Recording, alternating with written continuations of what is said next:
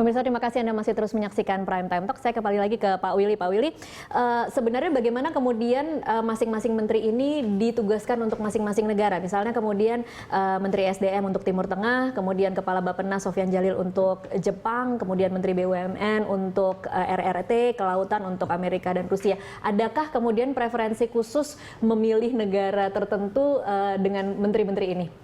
Kalau itu saya tidak bisa jawab, mungkin harus ke Presiden, karena yang saya tahu bahwa kenapa, karena I'm reporting to Pak Sudirman Said, yang saya tahu karena ketika itu memang secara khusus Presiden meminta Menteri SDM untuk ikut dalam kunjungan ke Timur Tengah. Kebetulan di Timur Tengah itu cukup banyak portfolio energi dan beliau ditugaskan. Itu yang bisa saya. Oke, kalau Pak Sudirman mungkin nyambung karena industrinya sama. Tetapi bagaimana kemudian dengan menteri-menteri lain yang mungkin industrinya berbeda, mereka tidak punya pengetahuan atau knowledge terhadap industri itu, bagaimana kemudian memastikan bahwa dalam deal-deal ini memang sudah sesuai dengan best interest terbaik untuk Indonesia begitu? Ini urusan koordinasi, karena hal yang sama juga terjadi ketika kita harus mengurusi minat investasi dari Uni Emirat Arab untuk pengembangan kawasan ekonomi khusus di salah satu kawasan ekonomi khusus di Sumatera. Ya, yang harus dilakukan adalah koordinasi dengan menteri terkait. Jadi koordinasi dengan Menteri Perhubungan, koordinasi dengan BKPM, dan karena relasi yang baik yang terjalin di antara menteri, persoalan koordinasi itu tidak ada masalah. Ketika kita ke Qatar, kemudian ada aspek koordinasi yang harus dilakukan karena itu terkait dengan program telekomunikasi. Pak Sudirman angkat telepon Pak Rudiantara dan masalahnya selesai. Jadi sebenarnya ini persoalan smooth communication dan smooth coordination ya. Dan itu yang saya kira environment yang dikembangkan dari pentingnya ada orang-orang yang sangat dekat di sekitar Presiden kemudian mengurusin ini gitu dan memastikan bahwa apa yang diamanatkan oleh Bapak Presiden ketika berkunjung ke negara itu bisa ditindaklanjuti sampai tuntas. Gitu. Oke, jadi selama ini koordinasi itu tidak ada masalah karena kalau kritik terhadap menterinya Jokowi itu masalah pertama adalah koordinasi dan kemudian ada ketidaksambungan suara begitu di dalam antara menteri-menteri. Tapi kalau selama ini yang Anda rasakan, yang saya amati dengan proses investasi Timur Tengah yang berjalan itu tidak ada masalah. Dari Qatar angkat telepon Menteri A, dari Arab Saudi telepon Menteri B, dari kemarin Abu Dhabi telepon Menteri C, dan intensinya adalah menyelesaikan persoalan gitu. Jadi hands on. Kenapa ini bisa sangat cepat? Karena komunikasi menteri ke menteri itu berjalan dengan sangat bagus. Baik, Pak Sony. Kemarin sebenarnya sebelum kemudian ada ditunjuk ada Menteri Penghubung, pemerintah sudah mengeluarkan 6 paket kebijakan yang sebenarnya tujuannya sama untuk menarik investor asing. Nah, kalau kemudian sampai menteri harus turun menjadi Menteri Penghubung, Anda melihatnya sebenarnya atau dari sisi pengusaha sendiri sebenarnya melihatnya apakah kemarin 6 paket kebijakan itu tidak terlalu efektif? Waduh, Mbak, jangan melihatnya seperti itu. Ini two different things. Ya,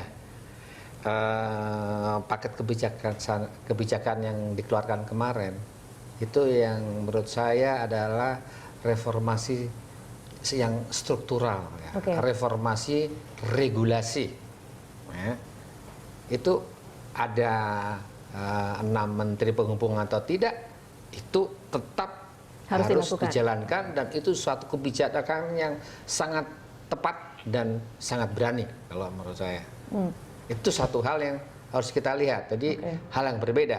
Nah, 6 menteri yang ditunjuk sebagai penghubung, karena saya bukan menteri ya. Ada 9 menteri dan 3 kepala badan. Ya, menteri-menteri itu.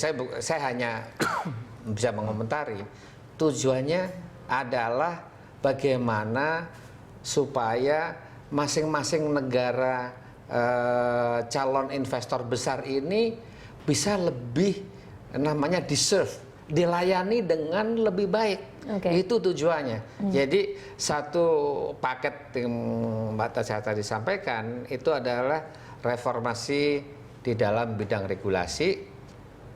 Yang kedua adalah penugasan khusus kepada menteri-menteri untuk memberikan servis kepada negara-negara yang menjadi sumber daripada foreign direct investment. Dan kalau saya melihat Pak Sofyan Djalil melaksanakan hal itu dengan baik.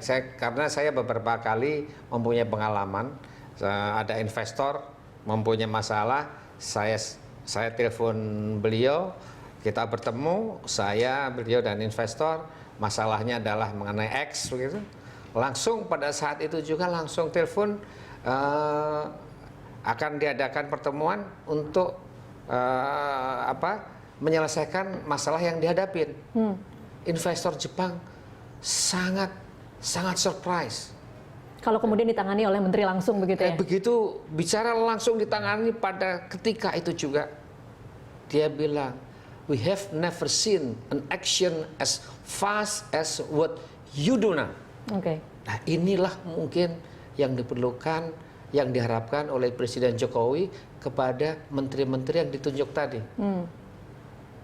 Jadi kalau kemudian Anda diminta menjawab pertanyaan apakah ini kebijakan yang cerdas, kebijakan yang brilian, atau ini kebijakan yang justru akan menciptakan peluang atau lubang-lubang potensi pengabaian tugas-tugas menteri-menteri, Anda akan menjawab yang mana, Pak? Yang nomor satu. Yang nomor satu. Yakin saya. Ini kebijakan yang cerdas. Betul. Bahwa kemudian menteri-menteri bertanggung jawab terhadap tiap negara meskipun akan double job ya Pak ya? Tidak ada, saya aja triple job, ya kan?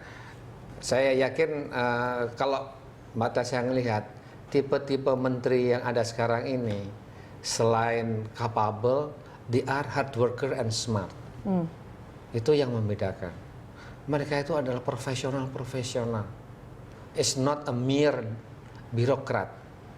Beliau-beliau ini sudah jam terbangnya tinggi sekali. Pak Sofyan Djalil ini tidak hanya menteri sekali, ya, tapi juga ex pengusaha. Ya kan? Jadi mindset menteri-menteri sekarang ini sebenarnya fine tune dengan mindset dunia usaha. Dan multitasking berarti ya Pak ya? Bagaimana? Multitasking berarti. Multitasking. Ya?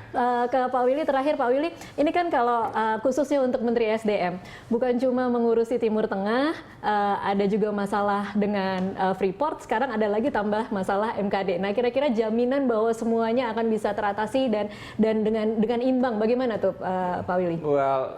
Saya kira kunci keberhasilan dari apa yang sekarang dilakukan oleh Pak Sudirman Said itu the art of management. Jadi bagaimana melead dengan hati yang bersih, komitmen yang teguh untuk berbuat bagi negara dan mendistribusikan tugas dengan baik kepada profesional-profesional yang ada. Tadi disampaikan this is a real professional cabinet dan semua masalah itu tidak satu pun yang tidak ditangani sampai detail ya. Kita tidak menangani masalah di atas meja. Kita turun ke lapangan. Besok Pak Sudirman itu akan ke Cilacap langsung melihat bersama Wakil Presiden untuk melihat HOA. Ya. Hampir tiap hari itu berjalan. Jadi setiap masalah itu diselesaikan tidak di atas meja. Jarang ada di kantor, ke lapangan melihat menyelesaikan berbagai. Meskipun mungkin masalah. Salah satu lebih menerpa lebih kuat daripada yang lainnya. Iya. Tapi semua masalah ditangani dengan serius. Baik. Terima kasih Pak Willy dan Pak Sony untuk waktunya bersama kami di Prime Time Talk.